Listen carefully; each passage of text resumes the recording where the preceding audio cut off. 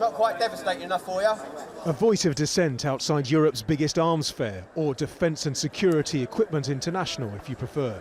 This year 34,000 delegates are coming for close encounters of the military kind, with 1,600 companies and dozens of governments here to buy or sell. Some are offering technology that's not purely for military use, such as this Dutch-made drone catcher. With this system, you can shoot a net, catch the rogue drone, carry it with you, and leave it somewhere at a safe place to the ground with a parachute. But other manufacturers are selling the latest thing in tank technology, missiles, armoured vehicles and all manner of hardware. On the opening day, Britain's International Trade Secretary said the UK is leading the way in ethical arms sales. They are robust safety measures designed to allow ethical defence exports to flourish, protected by a licensing system that ensures exports are rational and lawful, and which guarantees that we do not in the process violate international law, break sanctions, support terrorism or endanger global security.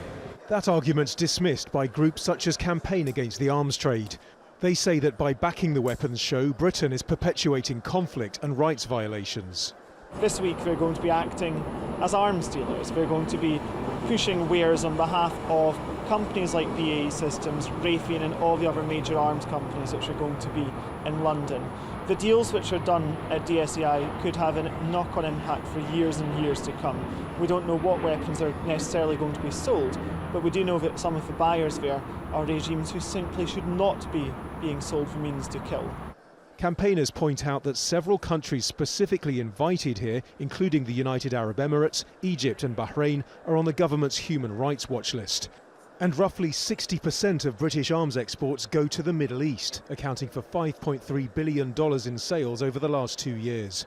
Most of that business went to Saudi Arabia, which, according to many rights groups, has killed hundreds of civilians in airstrikes in Yemen. Since 2015, the UK's approved almost 200 arms export licences for Saudi Arabia, worth around $4.6 billion. Now, just this summer, the High Court here rejected a legal challenge, saying ministers can continue to issue those licences. But there is growing pressure from campaigners and from Britain's political opposition for government policy to change. While those campaigners point out there's been a shift in public opinion in recent years, the arms fair and the worldwide industry that drives it shows every sign of growing. Nadim, Al Jazeera, London.